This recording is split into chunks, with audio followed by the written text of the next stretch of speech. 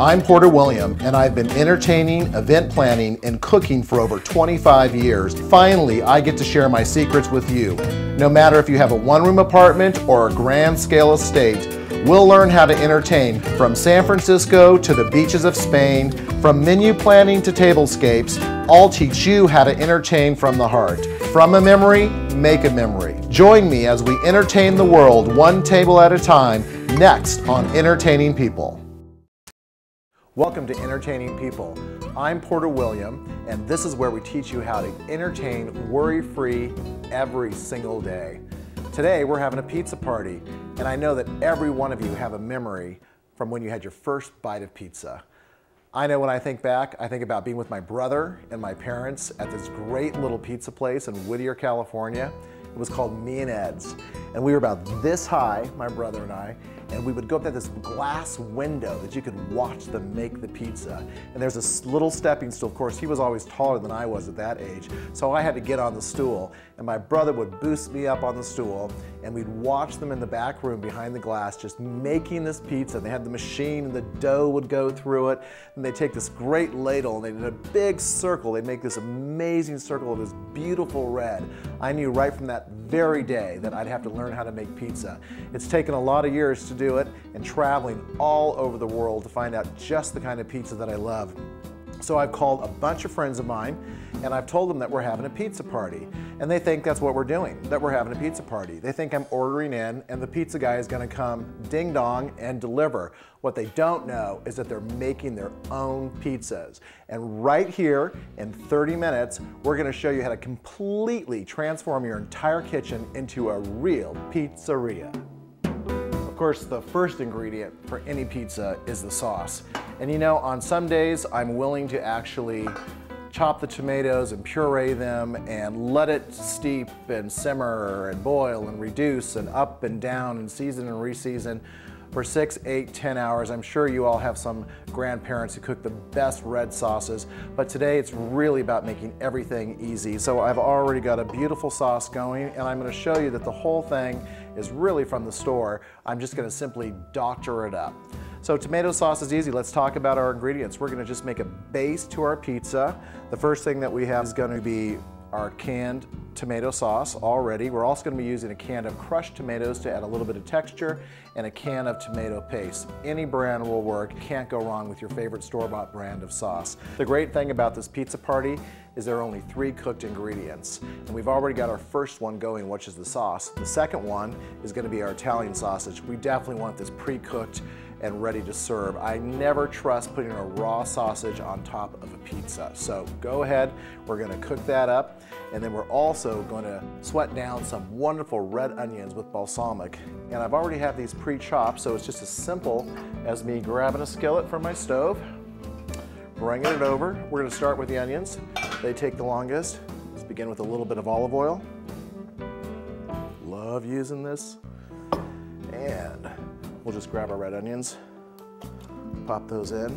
I love red onions on the pizza, but I do like them cooked down just a little bit. And we'll take this over to the stove. We actually really need quite a bit of sausage. We're gonna put that in, and why don't you join me over here at the stove.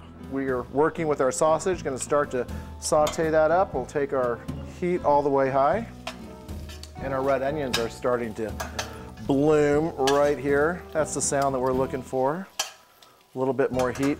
Now, on these red onions, I like a little bit of red wine vinegar just to bring them down. Ah, that is fantastic. What a great, great smell. There we go, it's good. Pizza is on the way. It's starting to smell like a pizzeria now. And then I like a dark balsamic. For those of you who know me, I'm always mixing vinegars, and I think it's a great way to add different levels of flavor and density and intensity to your food, which is really what it's all about when we're entertaining people.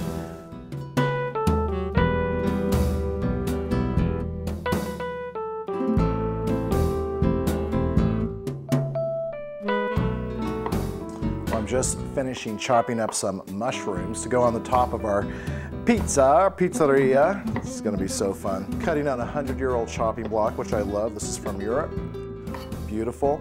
And what's so wonderful is that all of our ingredients are gonna go just on one platter. They're just gonna simply pick and choose what they want from one dish. So we have our mushrooms in place. And now I'm gonna do a little red bell pepper, cut out the center. Nice and simple. I'm gonna make sure they're double thin and do one chop across it, and watch the color when this hits the plate. Isn't that great? That absolutely says fresh, it says Italian, and it says pizza. Well, what would pizza be without pepperoni? And no, I didn't make it, but I did buy it at the store. Things come beautifully prepared today, even laid out for you. Let's put our meats right here. Cheese, what would pizza be without cheeses? So we have some great selections over here, and also this incredible antique cheese knife from France. I thought it'd be fun to just hit it with the gorgonzola and let my guests have a blast chopping off a piece of that. So I'm gonna set that on the side, pick up some gorgonzola, lay it right across there, break up the color of the red there, and then goat cheese. One of the things I love on pizza is goat cheese, and we're gonna put it over there for color so we can see that against the pepperoni. I think that's great. Now it's time for the cheese on the pizza, and of course everybody wants cheese on their pizza, so don't scrimp.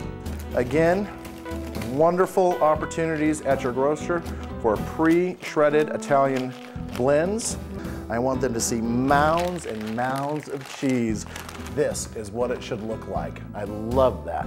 And then we'll have a separated Parmesan cheese. A little higher quality, nice grade, but again, ready to go and perfect for our guests to add to their pizza.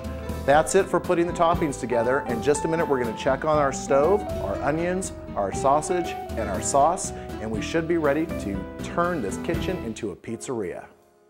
Let's see what's happening with our sausage. Perfect. Now you see the difference?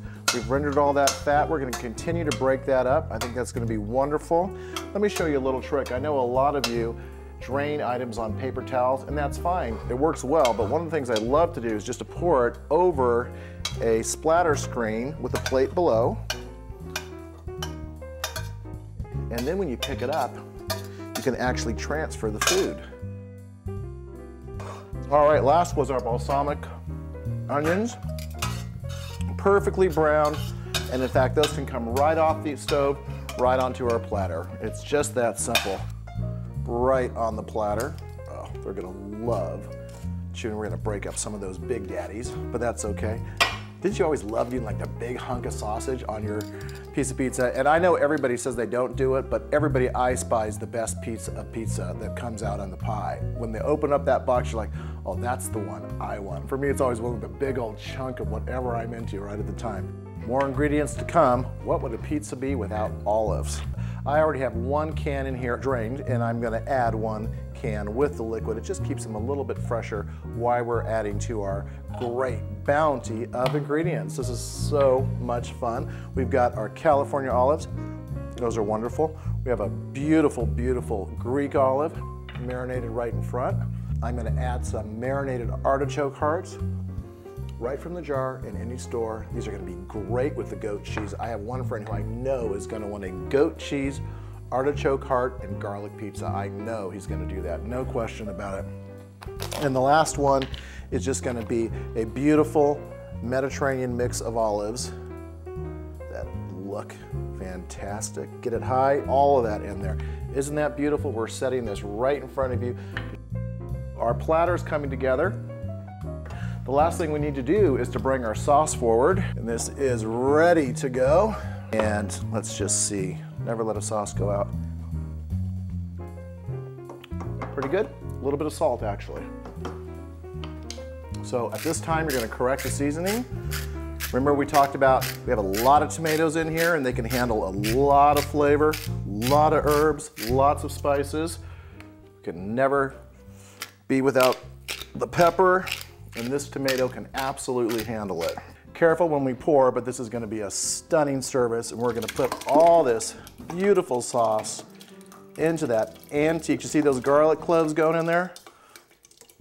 And here comes this magnificent pizza sauce in a 200-year-old French urn.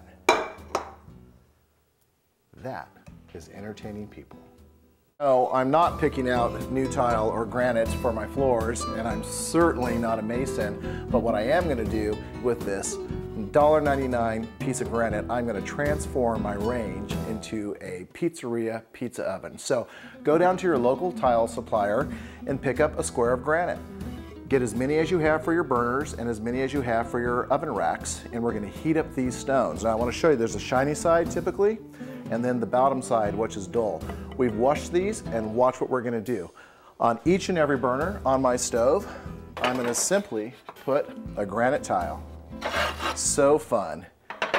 And since I'm fortunate enough to have a grill, I'm going to leave my grill because my guests are going to be able to have their pizza 3 ways. They're going to have it on the stone on top of the hearth, they can have it barbecued or grilled, or they're going to be able to have it baked. Let's talk a little bit about safety. Most of these stones can handle a lot of heat, but you always need to watch this, all right? These stones are gonna get very, very hot. If you have a fan, make sure it's running, and make sure that you're never putting your fingers or your hands near this surface, all right? This really does work. If you have a traditional pizza stone, which I'd like to show you inside the oven, it's under there. Mine is nice and used and worn. Feel free to go ahead and do that. What we're gonna do is we're gonna leave our pizza stone on the broiling rack. And below that, you can see, I have a regular cookie sheet. So the process will be, the pizzas will go onto the hot stone on top, they'll cook underneath, we'll pick them up with our pizza peels, they can bake on this rack, and then we'll transfer them to the broiler, and that'll give them that great crispy, bubbly cheese topping that we love every time we see a pizza. The next step to converting any kitchen to a pizzeria, of course, is having the dough. And I've got a great store-bought dough. Look around, ask your purveyor. You do have to take them out 20 minutes before you're gonna use them out of the refrigerator. You just open up the bag, and this beautiful piece of pizza dough ends up just like that right here. And one of the funnest things is that they come in different flavors. And what I picked out for my guests today is a whole wheat. They have a choice of a whole wheat pizza dough. This is just the regular classic white flour dough, which I love. I like it. I'm a crispy guy. I used to be a chewy guy, but I keep going back and forth. So I'm gonna be thin and crispy on a white dough. And then we have an herb infused dough. We're gonna set these in individual bowls, and I'm just gonna set them to the side because we need all this room to work. No question about it. The last step is real simple. We have to turn your kitchen counter into a pizzeria heaven. And we start with cornmeal everywhere, a package of flour, flour on the counter. Isn't that fun? What great fun. It's like being in 3rd grade all over again. Woo, but you actually don't get in trouble. I'm gonna serve 2 different welcome cocktails, and of course always 1 non-alcoholic choice. In this case, we're gonna have another one. So I'm serving Chianti and Chianti because we're in a pizza parlor, and I saw these fantastic Chianti bottles. It reminded me of my Auntie Carlene and Wendy. They used to collect these and put those tri-colored candles in them, remember? And they would burn down over. I couldn't believe it. So from a memory, you can make a memory. I'm gonna serve a Chianti cooler. I thought we'd just make it up, and it's worked out perfectly. And it starts with just a bottle of Chianti. We'll pour that into our pitcher. Our next ingredient is Pellegrino water, a great Italian mineral water available everywhere. So we're a bottle of Chianti, a bottle of Pellegrino. That's gonna soften the alcohol content. And then our sweet is gonna be this wonderful European lemonade that's got bubbles and sugar. It's gonna be refreshing and wonderful. I'm gonna fill that in there. For anybody who doesn't want an alcoholic drink, again, just the lemonade or just the Pellegrino.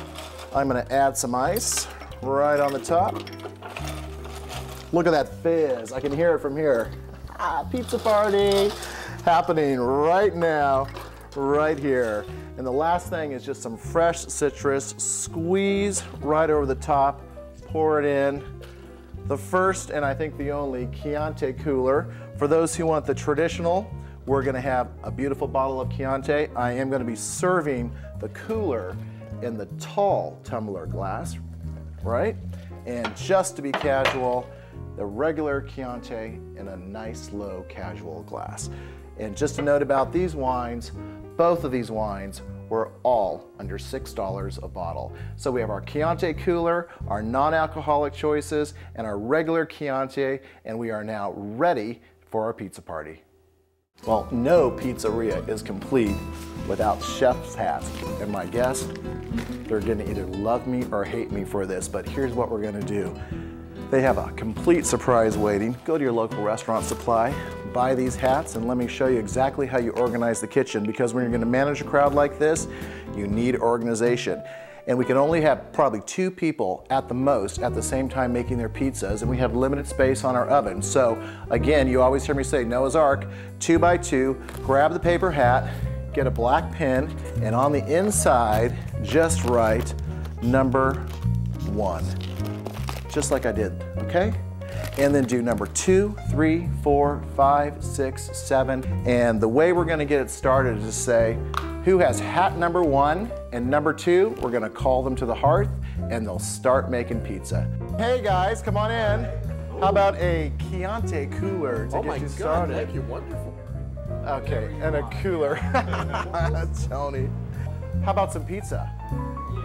Yeah, you thought I was ordering in, didn't you? You're making your own tonight, actually. We're gonna make great pizza. You can pick all your toppings, and we can play just like we did in 3rd grade with all of these great ingredients. I have 3 kinds of crust for you: an herb crust, a regular white crust, and a whole wheat crust. Try one of these. We don't need to. Killer blue cheese olives. We have a chef's hat for everyone. You just take off the tape in the back and tie it on. And they each have a number. I know, you won't have to wear them all night. There you go. I'll go first, and they're fun. I'm taping my hair. Okay, who's got the big head? All right, who's missing one? We can't have a pizza party without a cooler, a pizza peel, pizza hats, and good friends. And we'll be right back on entertaining people. Okay, it's all yours. Go to work. Now these are individuals. If you want to cut them down, we can cut them down. And what's really great is I have this antique cheese knife. In fact, that's probably gonna be enough for one person just to split that up. What are your absolute favorite toppings, Tony? Oh, the pepperoni pizza. I know, no matter where you're from. Look at that, what a pro. All right, make it, and you're a little heavy. That looks good. That's a good size, wonderful. Okay, so. How about some sauce? Right? Yeah. Lots, little, dry, lots. You like? Lots. Okay, wet pizza dude, huh? Wet, yeah. Wet pizza dude. Oh, yeah. Dry martini, wet pizza, right? You know me too well. All right, who's in charge of that dough, Mary? You or the dough? Okay, Jim's Pizza will be done tomorrow at 4. Okay, obviously, the bigger you make your pizza, the longer it's gonna take to cook. So give it a little stretch and let it just shake it out like you're shaking out your laundry. There you go, keep it moving, move it around. There you go, more, faster, faster. There, so you just hold on to the thick part. There you go, right in there, look at that. Cornmeal, drop it on there. Look at that. Okay, how about some sauce? So I like a little chunk in my pizza sauce. So I put some diced up tomatoes as well as cheese. What's your favorite ingredient? I like mushrooms. Mushrooms, on the bottom? On the bottom. On the bottom. Can I help? Yes, please. Okay, always ask your guests. All right, well, you know, we should have timed this to see who could actually throw a pizza the fastest. Okay, look at that. Okay, come on. Tick, tick, tick, tick. Beat the clock. You can do it. Oh, wait, he's got a technique. Now, what's that? That's a technique. Hey, you know what? To be the last, I've been watching. Look at that. Wow, he's a pro, a natural. Okay, that's good. Let me get your peel already. That looks good. You know, that crust is really great. You can see all the herbs inside of it. I bet it's got a great flavor. Look for it at your grocery store. You'll have to ask them. Hats off to Simon for the pizza. And look at that. Okay, Simon's goes on easiest of all. So the secret is lots of cornmeal on the peel, lots of crazy hats, Thank you, sir. lots of crazy friends, and we'll be right back. First pizzas are coming out. Tony was first in line, so he's on top. Of course, we transfer these to the oven. Look at that. Make sure you've got a chopping block handy. Quick and easy. Put your peel down. Get a big old knife like what we talked about and cut up their wonderful pizza. I think big pieces are the best. Have your plates handy. Pop it on. And pizza a la Porter's Pizzeria. See that? Artichokes, blue cheese stuffed olives, mushrooms, no meat. He went veggie this time, but there's pure flavor in this. Hey Tim, pizza's on. All right, let's see how these are doing. First on, one quick push just to make sure it comes up in a smooth sweep. Looks great. Next one. Yeah, that's looking good too. I can smell that coming up. And our third one that went on is over here. That's also looking really good. Pizzeria, mamma mia, I cannot believe this. All right, before they get back, I'm getting mine. Sausage, barbecued, grilled with a big old hunk of goat's cheese right in the middle. I love this. I love making my own pizza. Nobody can tell me that I can't have it if I don't want it. And I gotta tell you, to my big brother Jeff for boosting me up at that pizzeria as a kid and watching them make pizza. He's not here tonight, but he'll be here soon. Just for you, Jeff, some pizza.